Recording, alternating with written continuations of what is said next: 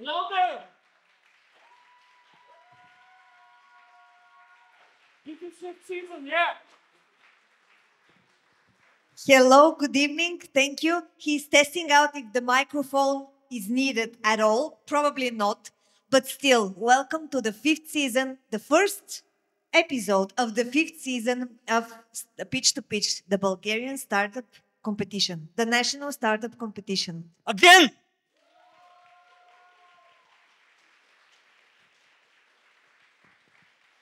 By the way, we are branding in a new way, so please follow us on all the media because already we have our own page of the startup competition itself. So follow us on Instagram and Facebook. I think still not LinkedIn, no?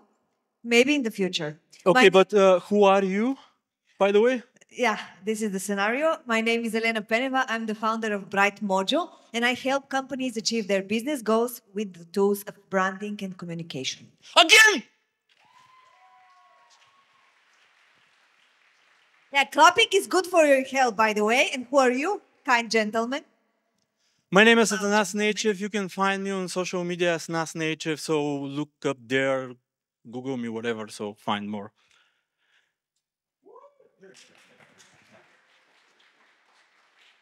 Yeah, a little bit about the competition. It usually takes 10 episodes, 11 episodes, 11? Yeah? Don't Between lie, 10 whatever. and 11 episodes per season. And then we have a final. And the winner of the final goes to 1 week of the thriving Israeli community of startups. So he wins tickets and accommodation and very cool meetings with the startup community in Israel. This is the big award. But the bigger award is actually having this, having a community, having great meetings and very smart questions by the jury, meeting VCs, meeting investors, and a lot of startups that go on this stage actually find their first investment not on the stage. So this is something very helpful for the whole industry, the whole ecosystem. The whole And country. as Emiusz Kierdziński, the founder of Network Premium, says very usually, even if the startup doesn't succeed, it creates better employees because if founder has founded anything, he has appreciation of a better job, no? And also McDonald's is always hiring. This is like very Not very a wise- sponsor. Not a sponsor. Not a sponsor, but we do have sponsors this year. Do you want to tell them? Yeah, I like to tell them that this season is supported by Funds of the Funds and Red Bull. Big applause. Now let's welcome on stage our jury. Borislav Borislavov, angel investor, founder of the Bulgarian Angels Association and venture builder, movie producer of the two coolest movies lately, you know, Diada and Gundi. So big applause for him.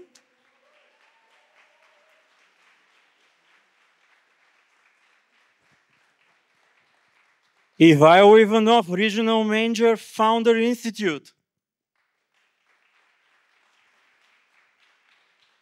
The biggest pre-accelerator in the world. Yay! Welcome. Madeleine Jeko, an angel investor. Hope I said your name correctly. If not, we will repeat it. And we will replay. Stojan Nedin, venture capital investor, Vitusha Ventures.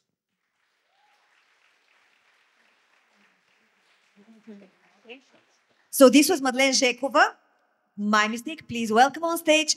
And we have Victoria Christova, Executive Director and Board Member of Fund of Funds, who will address us tonight and tell us a little bit more right now about Fund of Funds, who is sponsoring the event. Is it now, right? So please present.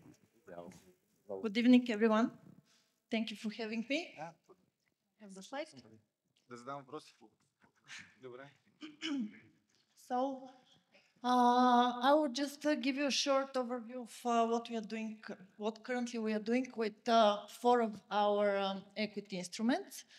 You can see them on the slide. So, currently there are 4 ongoing funds, which we are expecting to be, which we expect 5 or 6 fund managers to manage them. We are in the most advanced phase with the entrepreneurship fund,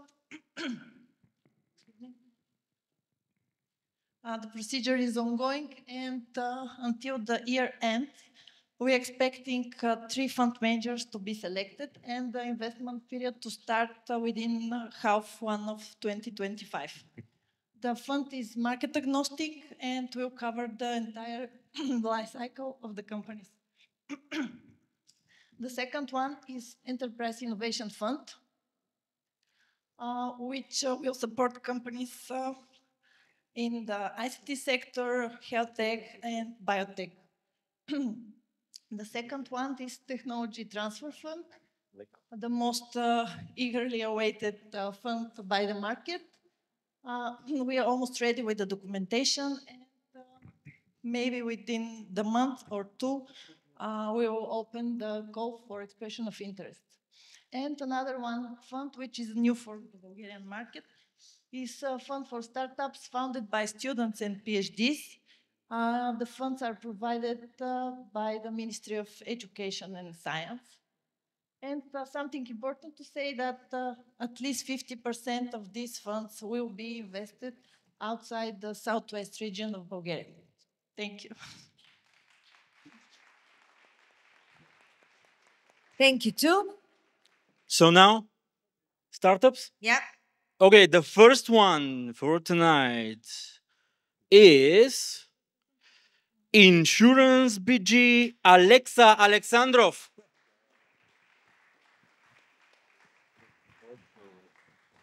You're obviously not Alexis, so please present yourself. Yes, good evening. My name is Alexander as well, and my family name is Yordonov. Alex is my colleague in the company. Okay. Hi, my name is Alexander, and I represent insurance.bg. We developed a platform that basically revolutionized the whole way the policies are issued and managed. It's been done all in one platform, one single digital platform where you can do your health, life, car, property, any kind of insurance. The problem in Bulgaria is that the market is very underdeveloped in the digital sphere, and there is a great demand for such companies. That's why we believe in the success of our company, and we believe in 3 years' time we'll be a key player. We need this funding because we want to finish our platform by acquiring even more insurance companies, and we want to go through a strong go through market. Thank you for your time.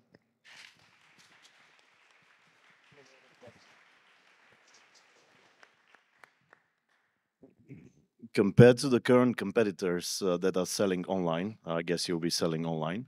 What are your competitive advantages? What is the UX in case you're focusing on the auto insurance market? What are the UX advantages, and how would you differentiate? Yes, thank you. We have investigated our competitors. Basically, there is one really strong competitor that is close to the thing we want to develop. And the other guys, the other companies, they basically offer just car insurance. In our platform, we want to cover the whole spectrum. So we want to have life, property, health, mountain. We can do also travel. We can insure bikes, even glasses. So in our strategy, we want to focus on the niche insurance policies where the resistance is a bit lower. And basically, this is an unexplored niche for us because most of the competitors, they focus on the cars. We want to win the heart of our client digitally, only digitally, by entering his phone through the niche policies such as travel, mountain insurance, property. Property is really unexplored. Pet insurance, have you considered? Yes, we have it, yeah.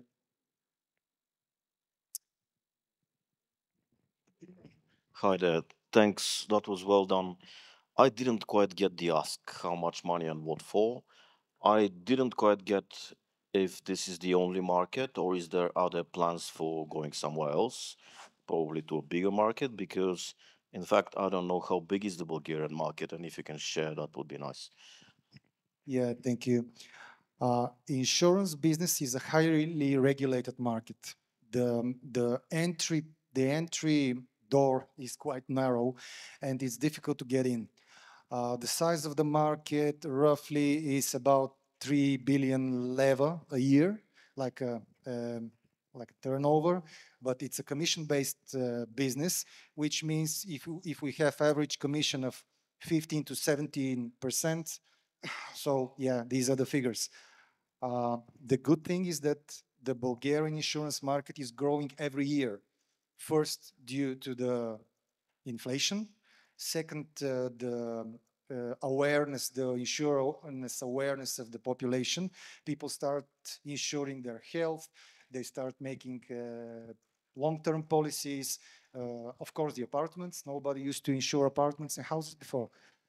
Uh, and the Bulgarian population is getting richer, apparently, because new and new cars are being sold. So it's a main driver for the market to grow.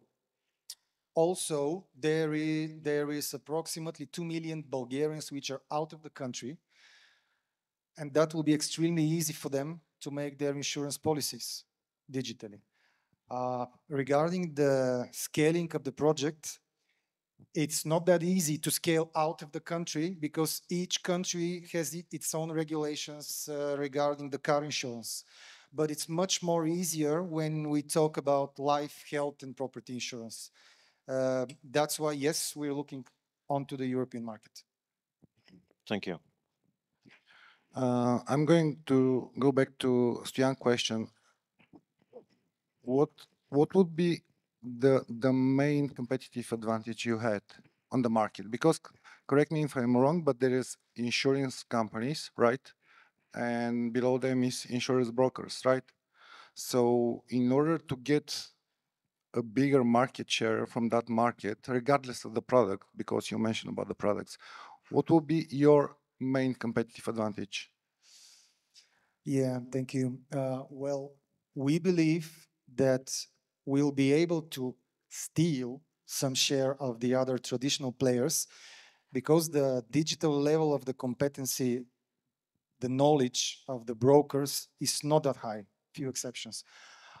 So we really seek to grab this bit from them. And we notice the younger generation, and there will be young people at the age of 18 every year, they are searching mainly for online solutions. So we want to really enter into the telephone of most clients through niche insurances.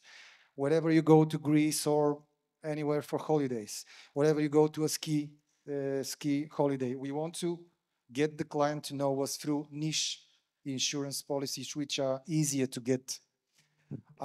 Regarding the UX, because I didn't answer this part, we investigated, of course, we've researched our competitors. For example, the main competitor, you make your policy through their application through 14 steps, I think. We make it through 7. So we really simplified the whole procedure, made it really easy. Yeah. How many users do you have at the moment? Well, we have started in September, and we issue approximately 2-3 policies per day. Mainly travel, because September is a travel season for this country. Many travel insurances and a few cars. From product perspective, how is divided the market? I mean, for example, Casco and personal responsibility, I believe they have like 90% from the market. Well, it used to be like that. Volume-wise. The liability, the personal liability, is approximately 700 million level. So which is 50% maybe? No, less, sorry, 30%. The car business is 50%. So Casco plus liability is 50%. The rest is another 50. Of course, we can't compete corporate insurance. We can't compete corporate life insurance digitally, but we still receive inquiries the traditional way, because we have a website which is really well optimized. We have like 600 people per day on the website.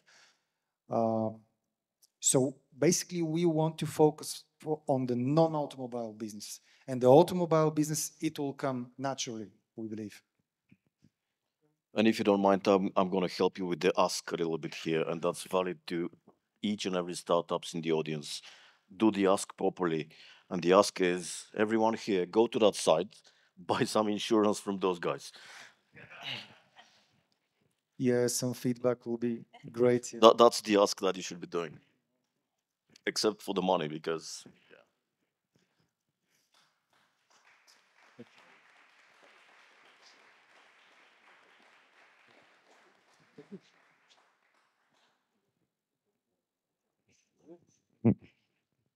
So don't forget to vote for your favorite pitch. Go to ahaslides.com/P2P vote to vote for your favorite pitch.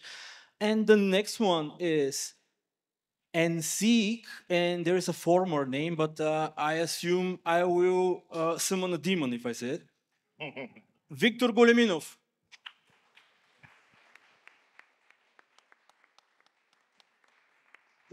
Thank you.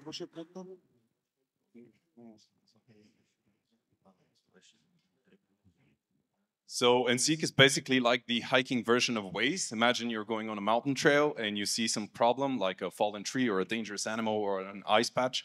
You pick up your phone and you inform all of the tourists in the region about the specifics of the problem and also its location. Additionally, NSEEK has an SOS functionality which directly contacts you with the mountain rescue service. In Bulgaria, there are about 2,000 mountain rescue service operations, and from that number, only 20% of the people have mountain insurance, which is a big problem because the mountain service acts on a financial loss. So NSEEK also has a functionality of directly buying mountain insurance through the platform. The main goal of this app is to increase the hiking culture in Bulgaria and also to make tourism a bit safer. So thank you.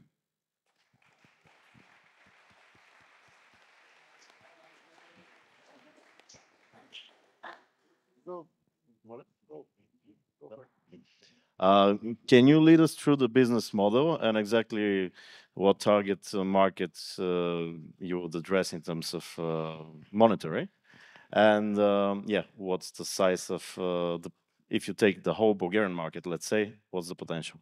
Yes, so yearly, the biggest ski resorts in Bulgaria have about 1.6 million tourists. The active people who are in hiking and snowboarding and all of these tourist associations and communities is estimated around 50,000. The business model is a subscription-based model, and when you buy insurance, it's a commission-based model.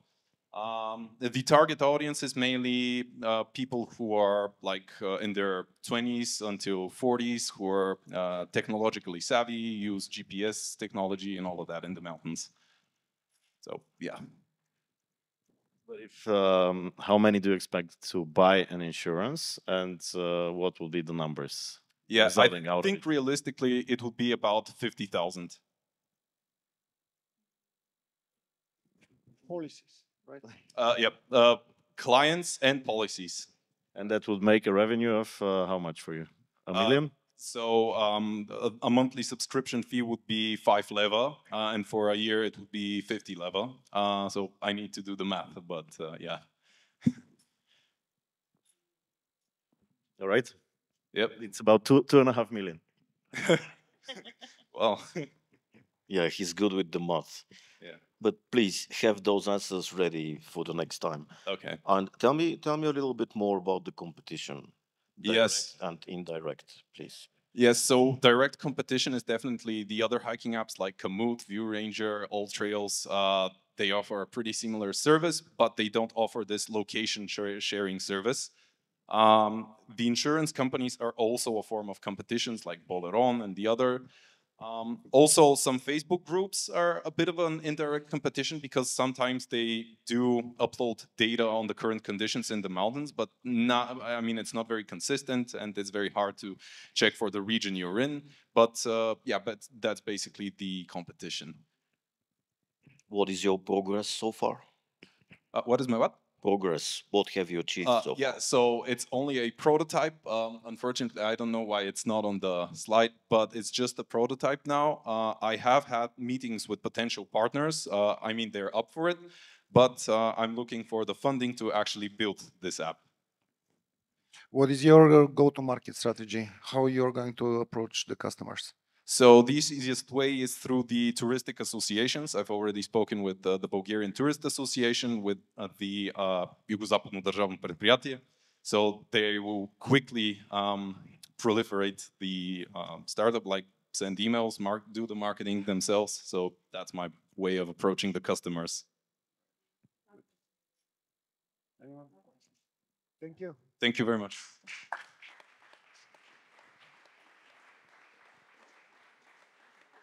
Thank you. Also, thank you for voting and asking questions. And if you haven't, start now. Ritika Alexandra Todorova, welcome on stage.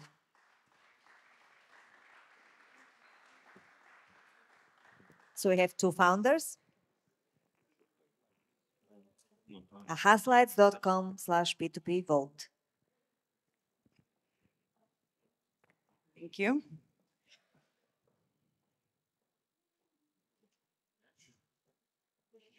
Hello, I'm Alex, co-owner at Ritika, an operational dress rental business, and for the past 4 years, we've been solving a problem every woman has. I have nothing to wear. And picture this, you're invited to an event, you went through your wardrobe, but nothing feels right. Buying a new dress feels wasteful and expensive, and you don't have the time or energy to go shopping. But also, wearing the same thing over and over again doesn't feel exciting either. And this is where Ritika steps in. Online or in store, you can browse from hundreds of beautiful and high quality dresses. With more than, sorry, with a revenue growth of 45% since last year and more than 300 happy customers so far, we believe in the bright future of the business. Our ask is for mentorship and support to scale the business to its great potential. Thank you.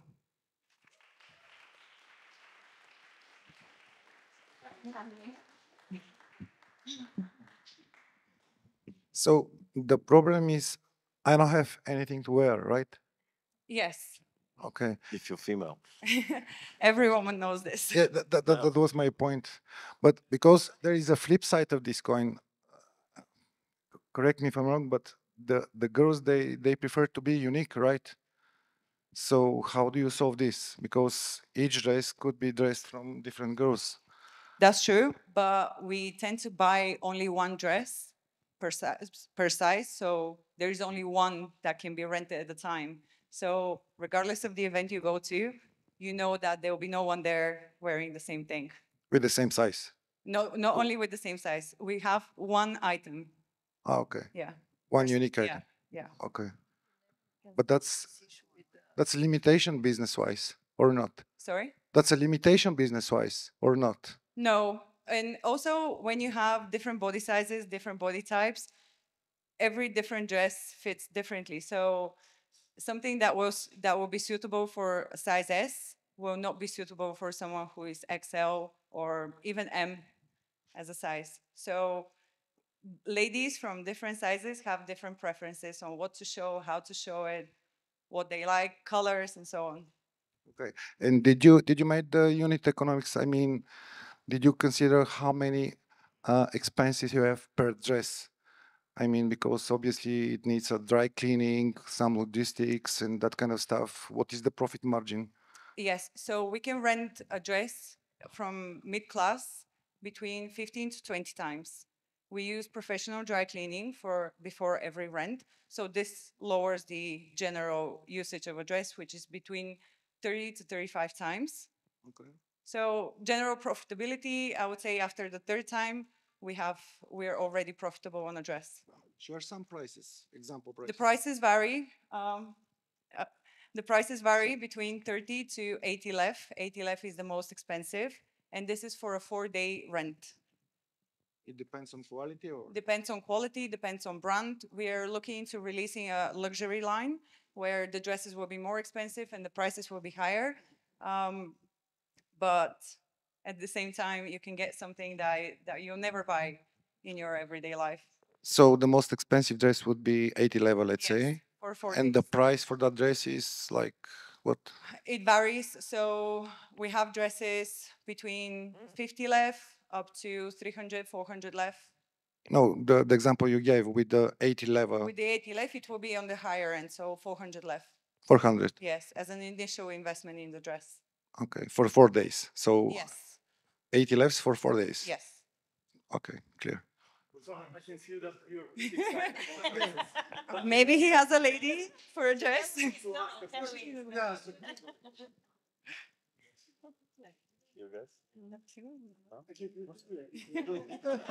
Okay, what size of inventory do you imagine to maintain, and how do you plan to finance it? So currently we've been bootstrapping this. We've been Is it the financing 300 customers? Did they wear one dress or how many? No. We do have an inventory of around 220 dresses. We actually counted them the other day just for this. They vary between seasons as well. So in the winter season, we might have a little bit less. For the summer season, we have around overall 220 dresses that we own. And we finance it ourselves. Do you plan to expand? I mean, not only to dresses, like consultations on how to dress visually, like designs and so on. When it comes to consultations, I think we rely on personal experience and our love for fashion and the experience of seeing so many women come to the store and saying, I like this, I don't like this, I think this will suit me or not. We've considered before working with a color consultant to help us identify the different skin colors and what will be suitable for the ladies that come in. One thing we're looking into expanding into is full outfits. Basically coming into the shop and renting the whole look, from jewelry to shoes to jackets, bags as well. But this is in the future. We're also looking into expanding into the men's section, offering suits, wedding dresses, business wear as well. This is something we're about to release soon. So yeah. And also, do you own the dress, or do you have a contract with some, let's say, companies that are like online sellers that you can like have payment? Unfortunately, we buy them. It will be great if we can rent them. We try to work in that direction, but especially here in Bulgaria, the sellers are not very open into sharing their inventory. Two things from me. First, a little comment on the presentation. On the microphone, okay, good. I like my voice without the microphone. Well, I know that's why that's why you're in the back. Anyway, so the thing is, when you make a mistake, and that's valid for everyone here. When you make a mistake, don't apologize. You don't have the time on that on the stage. Just take a deep breath and continue. We all know that what's going on, so don't do that anymore. You can improve on that. And the next is competition. Quickly, 3 words about the competition because I'm gonna get killed. So we have a very recent competition that entered the market. It's a brand new business focusing on the luxury line. So they offer dresses that are, the rent for the dress is starting from 150 to 400 left. They also make you sign a contract. This is something that we don't do. Another competition are the shops on Pirotska Street. They're very famous for this, but unfortunately, well, for our luck, they don't do deliveries, they don't do bookings in advance, and they don't have a website. The quality is slightly different, and Facebook groups. This is also a competition for us. Thank you. Thank you.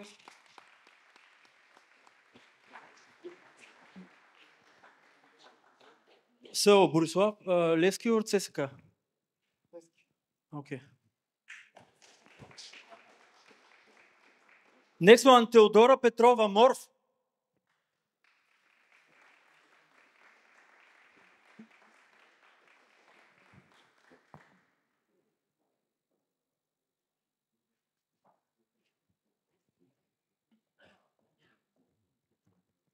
Thank you. All right. Mor's mission is to help psychotherapists save time and focus on what really matters, their clients. Psychotherapists spend around 30 to 50% of their time on administrative tasks and use up to 15 different softwares. We offer a comprehensive practice management software to help with billing, appointment, documents, etc. We are building the prototype. Out of the 90 psychotherapists we have interviewed, 30% have committed to use the software after it goes live and are willing to pay up to 150 monthly, and the user lifetime value is quite high. The global market is 5.5 billion. There are similar solutions, but mainly in the US. We're going to focus on local markets and also introduce several improvements like chatbot automations. We will start raising soon. Our ask is 200,000 euro, mainly to help support the team to go full time with the project. Thank you. I'll welcome any questions now.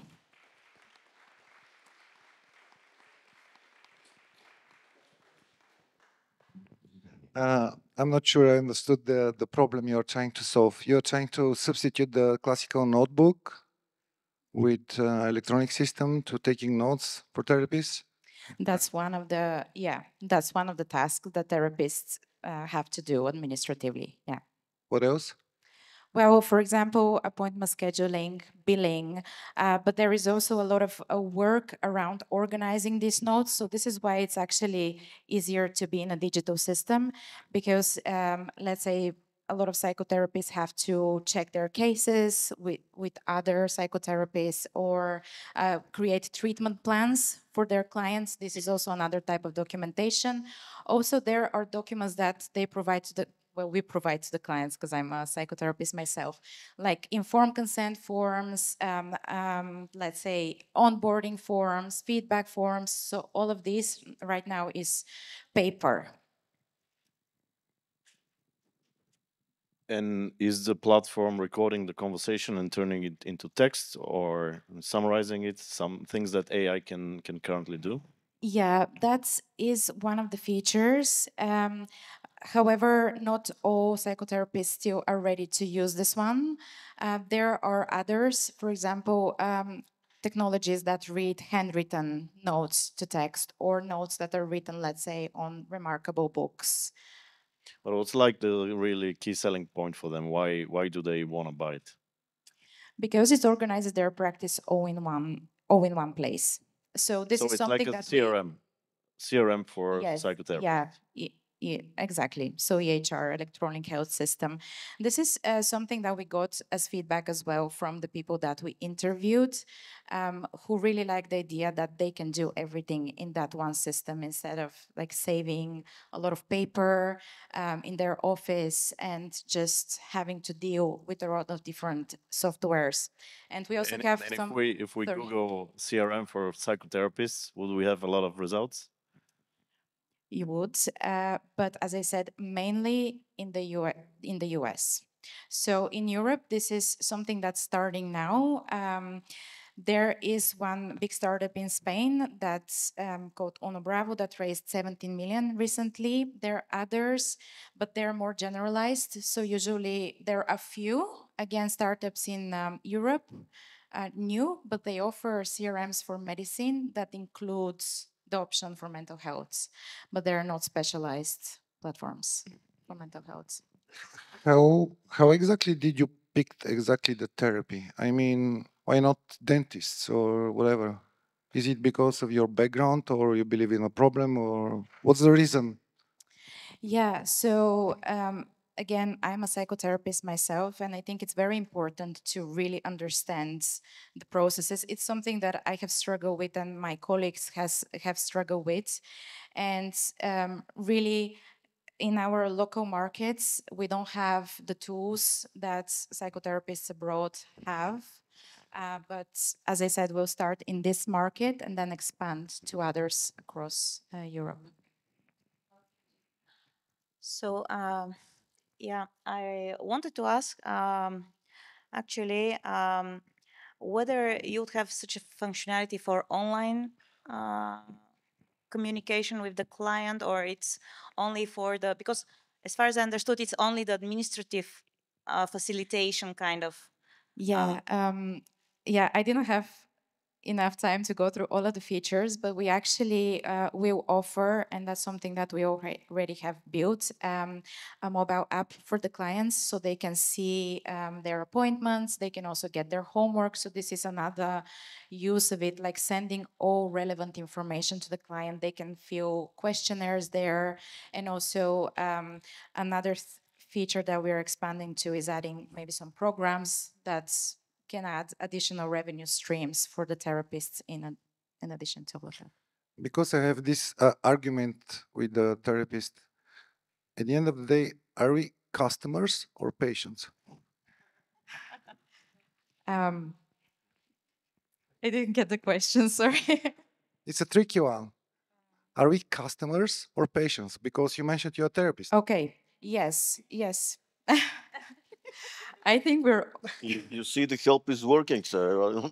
I'm going to, yeah. I'm going to make a joke, but I think we're all clients to this business potentially. But yeah, it's we treat them as patients, so there are compliance and like security implications. So this is treated like medicine in terms of Patients or customers? What do you believe? I use clients for my clients. Clever answer.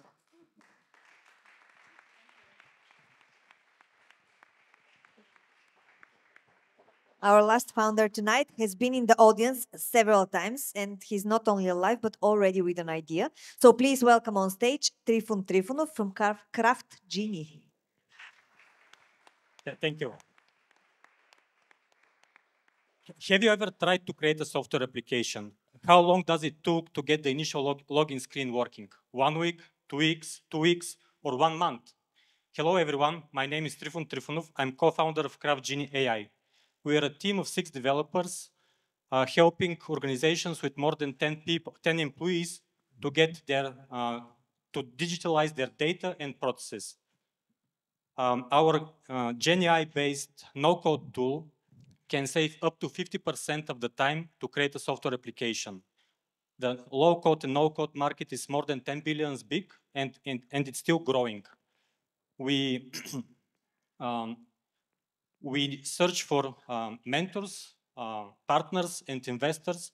We need 200K euro to get the user interface finished and to start marketing. We have traction in the, we have over 500 usages in OpenAI Web Store and 100 applications created, over 44 people registered in the application and 0 paying clients. Thank you.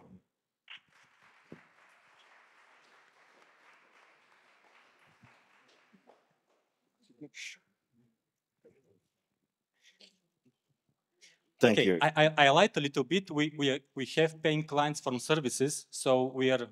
This is how we survive, but we don't have paying clients from the product. You lied in a good way then, and this is a little bit too general, too broad for me. What is the ideal archetype of a customer that you have? Because Yes. just giving everybody a tool, I don't believe you.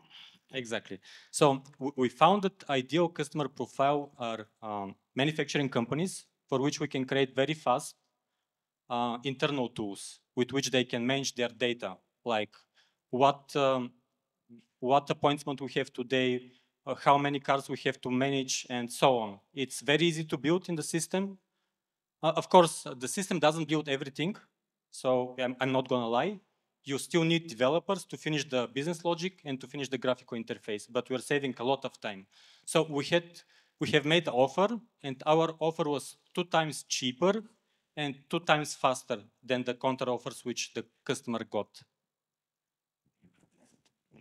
What is the competition and how are you different? Yeah, competition, the big players are Microsoft Power Apps and Bubble, and the other established on the market low-code and no-code tools. And the small startups are like us. They see the opportunity of the chatbots and just having users using natural language to talk with the chatbot and build application. So the other one, small one like us, are Marblism and some other tools. I'm curious about your opinion. What is the difference between generative AI and our intelligence? The generative AI cannot explain. In fact, it's not AI. The term AI is wrong. It is just mathematics. It's statistics still. So if you ask it why, you got answers, but they're just statistically built. So it doesn't have all this cognitive reasoning, step by step, and building knowledge why it was built. So I guess from what you said, your solution should be not suitable to. It's not like an off-the-shelf solution, right? Sorry, what? It's not off-the-shelf. People cannot easily install it. So do you integrate with some existing systems that such, for example, manufacturers or other usual clients have? Or if this is one case where people would be buying it and you have paying customers that can easily buy it, or in the other case, do you plan to have a combination between products and a service where you, for example, have a target market, you say, I want to sell to this 200 clients in this geography, and then you really quickly develop custom solutions with your product for these customers. So am I mistaken that these are kind of two very viable options for you to monetize? We strongly believe that the future is that every company will have its own application built for its own needs, for unique needs. So we are still not there, but it will be there soon. Why? Because right now, the application which we built has modern architecture. It's having API, REST API, so you can integrate very easy with external systems. And then the generative AI, when you give it a structure like API, application programming interface, it can very easily connect different systems which have defined structure, and you get working application completely, maybe 99% working. You just need developer to check some things, and it's But let's say you will be targeting customers that have their own in-house dev teams. No, we're not targeting such customers because they still don't believe. They need to see proof that this is helpful. But who is going to do the API integration and so on? The API integration can have to be done by developers. So by your developers. It's two steps. So initial version can be created by our application, by the chatbot, and then developers to finish it. But of course, at one moment, it will be just completely automatic. It's coming very soon.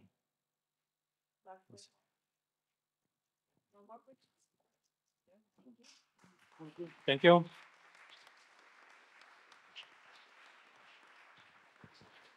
Thank you to all the founders. Thank you for the jury. Now the jury will go and decide. Again for the jury. They will decide who are the winners of tonight's speeches. And we will welcome on stage. So please, jury, leave us for a bit and then come back with the coolest decisions. Good luck. And in the meantime, we invite one person from each startup to join us on stage. Only one person. Your questions. Only one person from each startup. Yeah. Come on, startups. Okay, so we can see the questions. Who is the first startup? Insurance BG. Big applause for them. Do you currently have any competitors in Bulgaria? I think that we answered this during the pitch. We do. We do have. And there are around 6, but let's say that the biggest competitor is Bulgarian, and he's very strange in terms of go-to-market strategy. So I think so that our strategy will be better. What is your strategy? From niche to normal way to have something insured in your pocket. Do you mean from niche, from travel? Yes, travel, hiking, glasses, or pets or property. So everything that is not casco and normal civil insurance. Lovely. So we will continue with the next segment, actually, again, insurance BJ. So the questions are with more on you as a person, not as a startup. So can you tell us about your entrepreneurial experience? I do not have previous entrepreneur experience. This is my first time. Few of our co-founders have a bit, but this is our first time. So which is your area, actually? Our area is tech and marketing. Not your area. My area, my exact Yeah, area. we are the corporation now and asking the users for Okay, my area is marketing. Okay. Thank you. Next one. Big applause. Insurance BJ. NSEEK. Elena? Okay, what's the most interesting offer you have? Insurance for what? For glasses. Okay, I think that this is to the next one. This is unseen right now? Yeah. Yep. So what was the question again? What is the most interesting insurance that you have? It's only one type of insurance. It's mountain insurance. Meanwhile, you can tell about yourself. Me? Yeah, you as a human. Yeah, as a human being. Well, first of all, I obviously love hiking and I do landscape photography. And Nobody care about that. Yeah. What's your entrepreneurial experience? But it's related. I mean, so okay. Yeah, so I got into like those startup accelerators, entrepreneurship, like maybe 1 or 2 years ago. I remember my first experience was the best youth startup. That's what sort of inspired me. But I do marketing and design. And yeah, this app was built because of my passion for hiking and landscape photography. So there is a question from the audience, and it is how do you deal with the bad coverage in the woods? Yeah, that's actually a very good question. I always come prepared. I have a map with the 3G coverage of our mountains. And just by a first glance, you can see that actually most of the regions are in our mountains are pretty... Yeah, and it works without internet even. Yeah, can you just show it like, yeah. So most of the regions are actually have 3G coverage. I know that the deep valleys don't have 3G coverage, but you're always like 30 minutes away from a point where you can actually catch signal. So the situation, it's not really bad in our mountains to catch signal. By the way, you can also check the prototype of my app, nseek.app. You can see it. Okay, thank you. More questions, Elena? I don't think we have more. We go to Ritika, and usually those female-founded dress-related startups have a lot of interest. So again, we have to choose from many questions. And the first one is, of course, what about the males? What about? The males. The males. Well, stay tuned. The males are coming soon. We are preparing a collection of suits so that... This was so wrong. Depends how you look at it. Okay. Yes, we are looking into expanding into the male section, providing suits, shirts, more of formal wear, because we know that usually guys, they buy one suit when they graduate from school and then one for their wedding.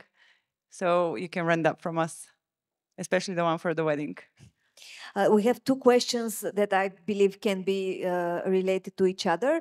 The first one is, how do you compete with the simple decision of people to just get their dress on Shein? And the next one is, which brands actually do you have in stock? How do we compete with Shein? We don't, but we also believe in sustainability and reducing fashion waste. So we don't order our dresses from brands that are similar to Shein or Temu. We try to source the dresses from eco-friendly companies, or at least making sure that the quality is good enough so they last longer than the ones you can order from those websites. And which brands? Which brands? From Elisabetta Franchi, Guess, Karen Millen, simple ones like ASOS, Boohoo, Misguided, pretty much every brand you can think of that has some sort of a name popularity, we have it. Okay, what is your experience, your area of expertise, not your Bumbo bio? My area of expertise, I'm a strategic business consultant. I've consulted in my career FTSE 500 companies all over the world. And last year I was also here presenting another startup. I'm a very passionate entrepreneur. I grew up in a family of entrepreneurs, and it's always been my dream to have my own business. And when I met my partner, Milena from Ritika, she's the founder, I got to see my dream come to life. Cool. Moving on to the next. Okay, thank you. Applause, please.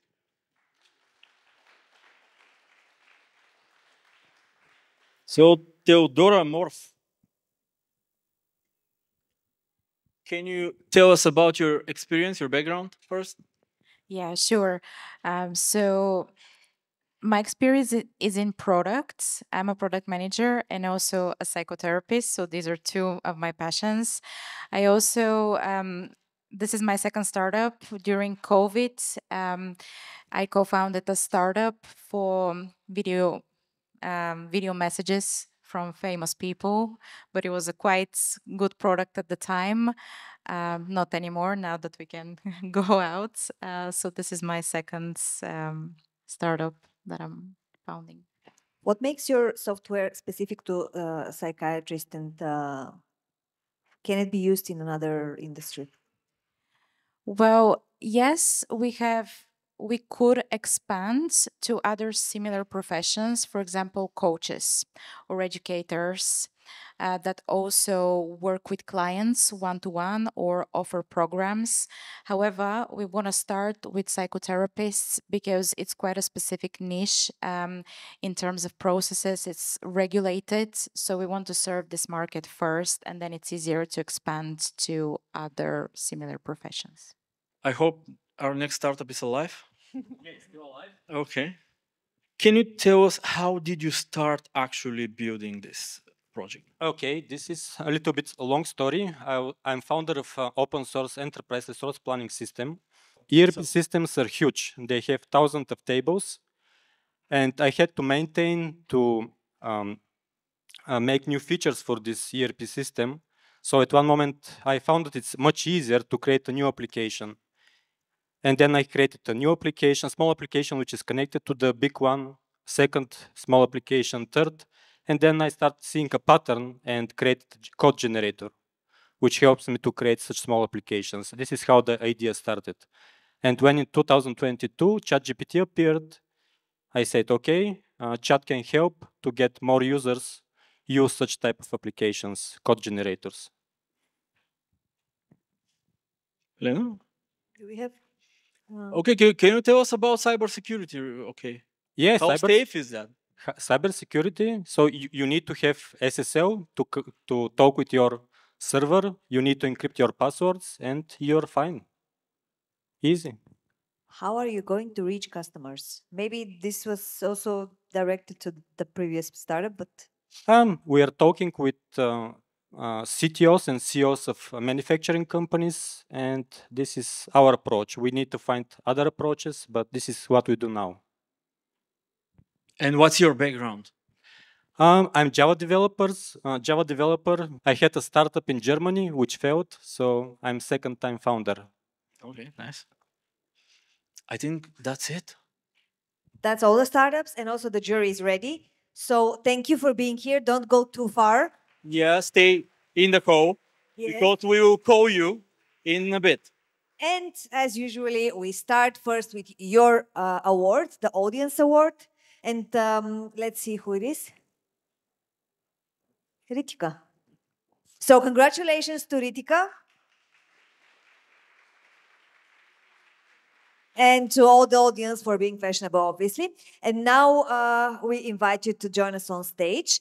We will draw the award, the thing that you get for being active with us. Stay on the link because we see that most of you aren't on it. Go on the link. Yeah, can you go on the link so you can Everybody who voted, who asked questions, go on the link. have stay the there opportunity so you to can win. be in the draw. Yeah. And the award is 1 week in a chosen networking premium location. There are a few. There is one in Plovdiv. There are a few in Sofia. There is also in Bansko. And if you don't care about business, you can try the hotel part. Yeah. So it's a very cool award. You can choose or you can use all of them and just tour around. So let's see who is the lucky person tonight. Taka, taka, taka, taka. The Wheel of Fortune. Oh, Nikki, how are you? Big applause for Nikki Zakhariev. And Zoya. Zoya, congrats. She's also a founder. So congratulations. Bravo. Now, let's invite our honorable jury on stage. Please join us so we can go with the award ceremony. No, I hope nobody died, Nikki. Can you? Before we go to the big awards, I would like to invite all the people, our supporters and partners who are giving their awards tonight. As usual, we start with a startup that started on this stage, pitched here, and now has grown up. And always they give their award to the audience winner. So please, Ritika, come to get your very tasty award from Ivailo from Micro Markets, who hates to be on stage, hates to speak on stage. So this is why we always invite him. Hello. Would you like to say what this is? It's some selection of quality food for you. Oh. And that's all. And that's all. He's shy. Okay, thank you. The next award is going to be from On My TV. It's a new thing this season. Our partner who is streaming, recording and editing. So what are you giving? Thank you very much. I'm Venci. Nice to meet you. And as we love to feature enthusiastic people and people who are passionate about what they're doing, we're starting a new documentary series that we're going to show and feature some of the participants here. Every time we'll choose one. And this time, for the first episode that we're going to produce, we choose Ritika. Congratulations. As usual, Bright Mojo, my company, will give consultations to all the startups. So congratulations. You can also join us here. Oh, you're all winners. Congratulations. Is that I mean, it's hard for everybody to be a winner, but this is true because on this stage, really everyone is a winner. Yes. So you can I agree. So you can choose when and how to use the consultation with me. But the best way is wisely. And now we have another partner who is giving an award tonight. Please present it. Hi, everyone.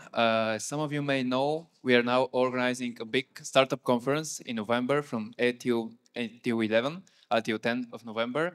Sofia Event Center, Work Better, and Schwarzschild TV with the locations, 77 speakers, 50 sessions, and of course, pitching competition.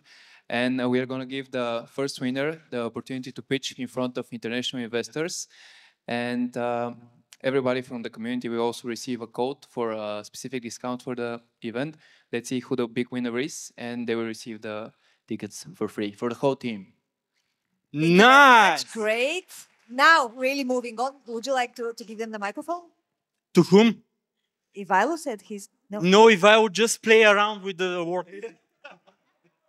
The tallest person. Wait, which one? The third one.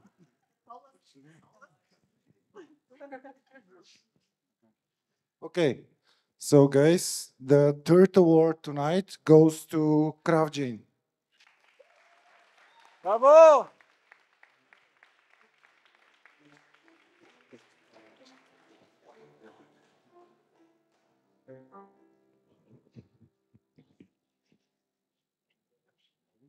Okay, now the second.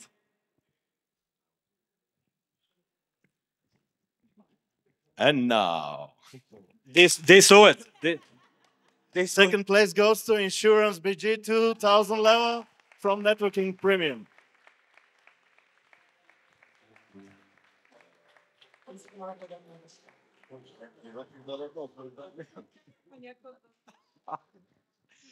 Okay, and the big winner is... So, what impressed the jury tonight was the best prepared startup from all, and preparation is key for success. They even put leaflets on each chair, so it's a pleasure to announce the winner tonight, which is Ritika. Congratulations, Ritika!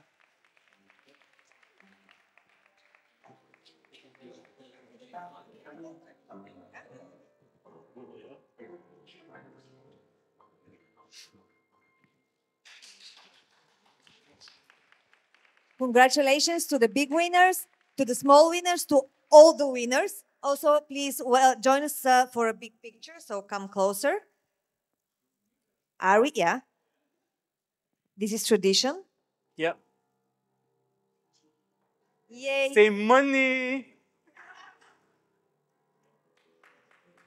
Yay. Congratulations to everyone. Thank you to Network Premium for organizing this competition. Thank you to the jury for the great questions and the great judgment. Thank you to the startups. Thank you to Omai TV. Thank you, Elena. Thank you, Nas. It's Nas. Okay, yeah, whatever. Yeah. Follow us on social media. Join us for the cocktail and the meet afterwards. Where is the cocktail? Sixth floor. The cocktail is on the sixth floor. Go! Thank you to all the partners. Follow us on social media. Episode 2 is again on 11th of November.